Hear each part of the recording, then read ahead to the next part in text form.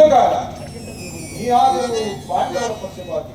ಅವರ ತಲೆ ಕಾಯಲು ನನ್ನನ್ನು ಈ ರೀತಿ ವಂಚಿಸುತ್ತವೆಯಾ ಮಾಧವ? ಕರ್ಣ, ರಾಜಾದಿ ರಾಜನೆನಿಸಿ ಹಸ್ತಿನಾವತಿಯ ದಿವ್ಯ ಸಿಂಹಾಸನದಲ್ಲಿ ಕುಳಿತು ರಾಜ್ಯಭಾರ ಮಾಡಬೇಕಾದ ನೀನು ಈ ರೀತಿ ಪರರ ಸೇವೆಯಲ್ಲಿ ಏಕೆ ಕೈಕಟ್ಟಿ ಕುಳಿತಿರುವೆ? ಅಯ್ಯೋ, ನನ್ನ ಭಾಗ್ಯದ ದುರ್ವಿಧಿ ಎಷ್ಟು ವಿಧವಾಗಿ ನನ್ನನ್ನು ಕಾಡುತ್ತಿವೆ ದೇವಾ.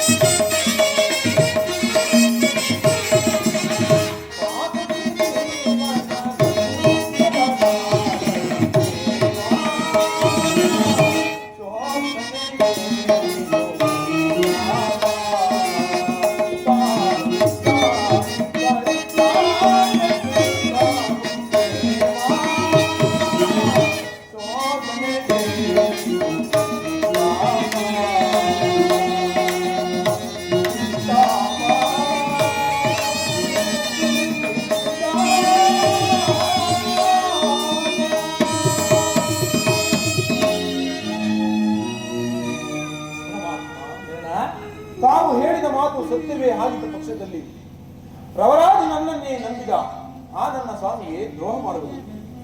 ಸಮರ ಮಹೋತ್ಸವದಲ್ಲಿ ಉತ್ಸಾಹಭರಿತನಾದ ನನಗೆ ಇಂತಹ ಸಂಕಟವನ್ನು ತಂದೊಡ್ಡಬೇಡದೇವಾ. ನಿನ್ನ ತಾಯಿಯಾದ ಕುಂತಿ ದೇವಿ ತಾನು ಕನ್ನಿಕಾವಸ್ಥೆಯಲ್ಲಿದ್ದಾರೆ. ದೂರ್ವಾಸ ಮುನಿಗಳಿಂದ 5 ಮಂತ್ರಗಳ ಉಪದೇಶ ಹೊಂದಿ ಅವು ಫಲಿಸುವವೋ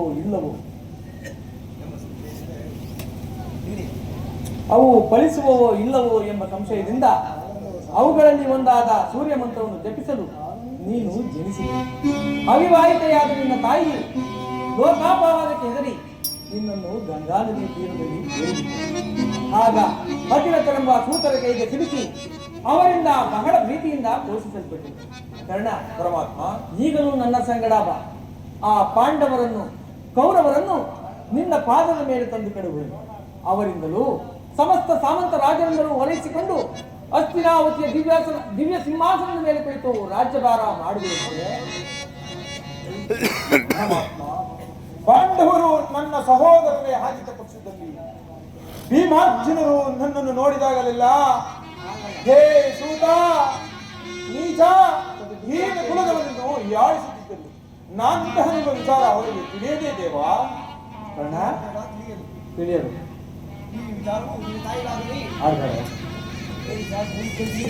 ಕರ್ಣ, ನಿನ್ನ ವಿಚಾರವು ಈ ಪಾಂಡವ ಅದೇ ಕರ್ಣ, ನಿನ್ನ ವಿಚಾರವು ನಿನ್ನ ತಾಯಿಗಾಗಲಿ ಆ ಪಾಂಡವರಿಗಾಗಲಿ ತಿಳಿಯದು. ನನಗೂ ಇದೊಂದಿಗೂ ಮಾತ್ರ ತಿಳಿದಿದೆ. ಕುಂತಿ ದೇವಿಯು ನಿನ್ನನ್ನು ನೋಡಿದಾಗಲೆಲ್ಲ ದೇವಾ, ಈ ಕರ್ಣನಾರು ಈತನನ್ನು ನೋಡ್ತಿದ್ದರೆ ನನಗೆ ಮರುಕ ಉಂಟಾಗುವುದು ಎಂದು ಹೇಳುತ್ತಿದ್ದಳು. ಇದುವರೆಗೂ ನಿನ್ನ ಜನ್ಮ ವೃತ್ತಾಂತವನ್ನು ತಿಳಿಯದ ನಿನ್ನ ತಾಯಿಗೆ ಈಗ ತಾನೇ ನಿನ್ನ ಜನ್ಮ ವೃತ್ತಾಂತವನ್ನು ತಿಳಿಸಿ ಬಂದಿದೆ. ಹಾಗೆ ನಿನ್ನನ್ನು ನೋಡಲು ಅತಿ ಸಂತೋಷದಿಂದ ಗಂಗಾ ನದಿ ತೀರಕ್ಕೆ ಬರುವುದು. ಕರ್ಣ, ಆಕೆಯ ಮನಸ್ಸನ್ನು ನೋಯಿಸಬೇಡ, ಸಂತೋಷಪಡಿಸಿ. ನಾನು ಬಂದು ಬಹಳ ವೇಳೆಯಾಯಿತು. ನಾನಿನ್ನು ಬರಲೇ? ಪರಮಾತ್ಮ, ತಮ್ಮ ಚಿತ್ತವಿದ್ದಂತಾಗಲಿ.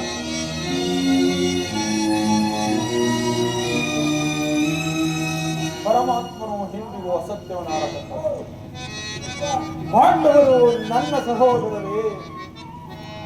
ಧರ್ಮವೇ ತನ್ನ ಉಸಿರೆಂದು ನಂಬಿರುವ ಆ ಧರ್ಮರಾಯ, ಅವನು ನನ್ನ ಹನುಗನೇ. 1000 ಆನೆಗಳ ಬಲವುಳ್ಳ ರೌದ್ರಾಂಶ ಸಂಭೂತನಾದ ಆ ಭೀಮಸೇನನು, ಅವನು ನನ್ನ ಹನುಗನೇ. ತೇಜೋಮಯ ಮೂರ್ತಿಗಳಾದ ನಕುಲ ಸಹದೇವರು, ಅವರು ನನ್ನ ಸಹೋದರರೇ.